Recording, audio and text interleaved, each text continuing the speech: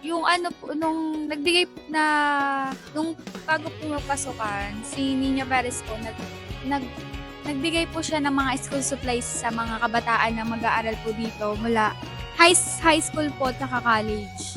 Para hindi na po bumili yung mga kabataan. Hindi naman po halos lahat ng school supplies binigay niya, pero yung kalahati po ng kailangan ng estudyante, binigay niya para po hindi na po mahirapan yung estudyante na bumili ng ganito. Tapos pagka, eto naman, hindi naman po sa kabataan ng ngayon, pagka kunyari po, bagyo, lagi pong nakasubaybay po si Kaunlad sa mga taga-Bustos, lalo na po sa mga binaha.